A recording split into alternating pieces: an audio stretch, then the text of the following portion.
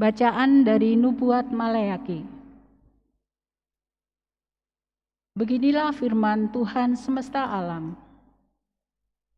Lihat, aku menyuruh utusanku, supaya ia mempersiapkan jalan di hadapanku. Tuhan yang kamu cari itu dengan mendadak akan masuk ke bait-Nya. Malaikat perjanjian yang kamu kehendaki itu, sesungguhnya ia datang. Siapakah yang dapat tetap berdiri apabila ia menampakkan diri?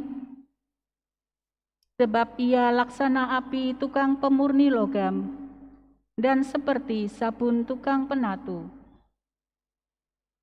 Ia akan duduk seperti orang yang memurnikan perak, dan ia mentahirkan orang Lewi, menyucikan mereka seperti emas dan seperti perak, supaya mereka menjadi orang-orang yang mempersembahkan kurban yang benar kepada Tuhan. Maka persembahan Yehuda dan Yerusalem akan menyenangkan hati Tuhan, seperti pada hari-hari dahulu kala, dan seperti tahun-tahun yang sudah-sudah. Demikianlah sabda Tuhan. Tuhan semesta alam, dialah Raja kemuliaan.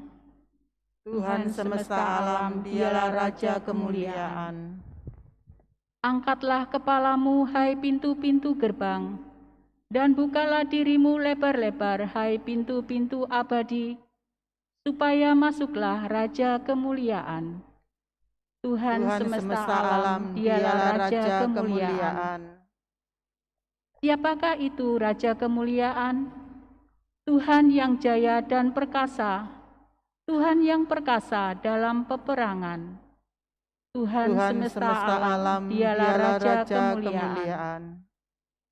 Angkatlah kepalamu, hai pintu-pintu gerbang, dan bukalah dirimu lebar-lebar, hai pintu-pintu abadi, supaya masuklah Raja kemuliaan. Tuhan semesta alam, dialah Raja kemuliaan.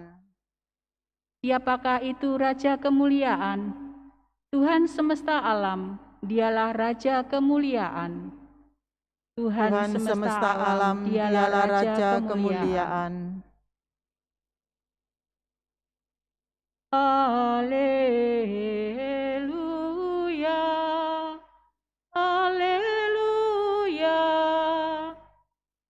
Haleluya, haleluya. Dialah terang yang menjadi pernyataan bagi bangsa-bangsa lain, dan menjadi kemuliaan bagi umat-Mu Israel. haleluya,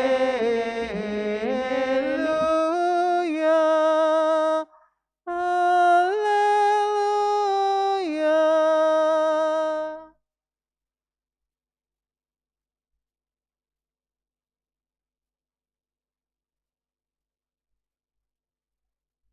Tuhan bersamamu. Dan bersama rohmu. Inilah Injil suci menurut Lukas.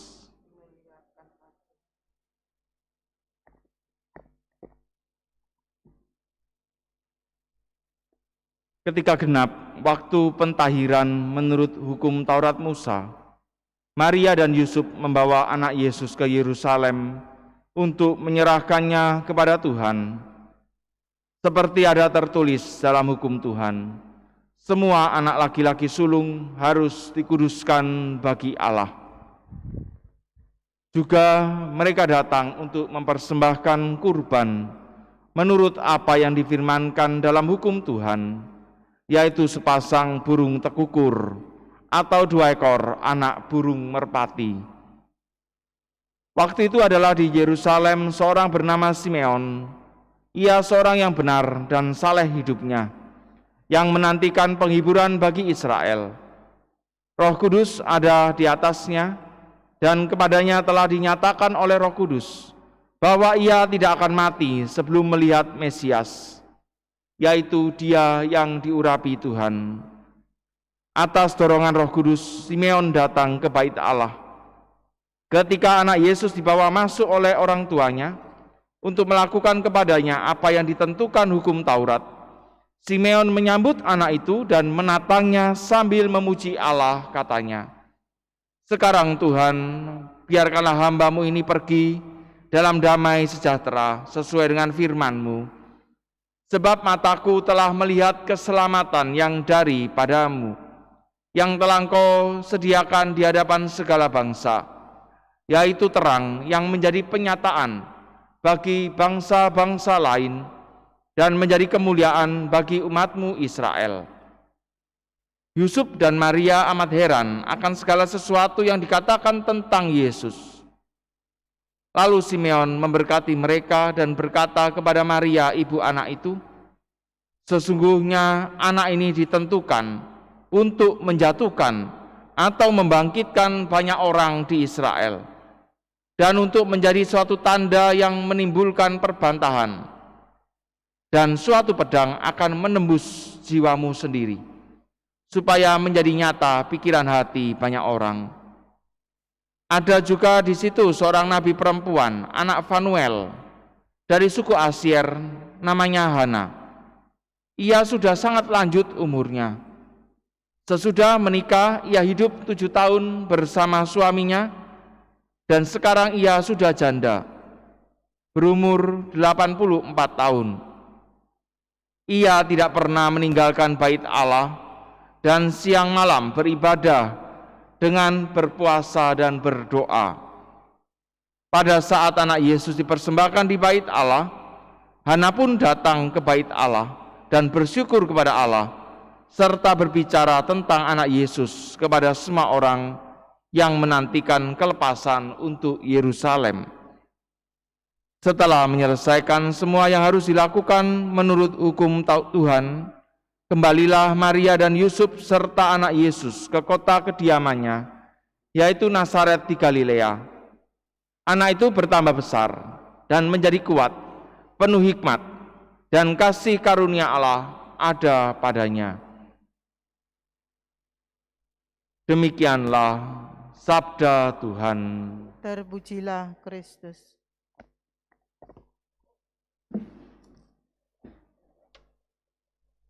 Ketika genap waktu pentahiran menurut hukum Taurat Musa, Maria dan Yusuf membawa anak Yesus ke Yerusalem untuk menyerahkannya kepada Tuhan. Saudara-saudari yang terkasih dalam Kristus, keluarga kudus Nazaret mewujudkan kecintaan mereka kepada Allah dengan mempersembahkan anaknya kepada Tuhan sejak awal mula. Dan kita bisa meneladani keluarga kudus ini. Gereja Katolik juga selalu mengajak kepada seluruh keluarga supaya mempersembahkan anak mereka sejak kecil kepada Tuhan dengan cara membaptiskan mereka, karena itu ada baptisan bayi. Ketika kita mempersembahkan anak kita untuk dibaptiskan sejak bayi, itu artinya apa? Artinya adalah kita mempersembahkan anak kita supaya diberi Tuhan anugerah Roh Kudus, supaya Tuhan juga mengaruniakan kepada anak kita karunia iman, sehingga dengan demikian anak kita benar-benar menjadi anak-anak Allah. Tujuannya apa? Supaya perjalanan hidup anak-anak kita selalu dituntun dan diberkati Tuhan. Karena itu kalau ada saudara, mungkin keluarga kita sendiri memiliki anak-anak yang masih bayi, maka ini adalah undangan bagi kita semua seluruh keluarga supaya kita membaptiskan anak-anak mereka, supaya anak-anak itu menjadi anak-anak Allah, supaya perjalanan hidup mereka selalu dituntun dan diberkati Tuhan.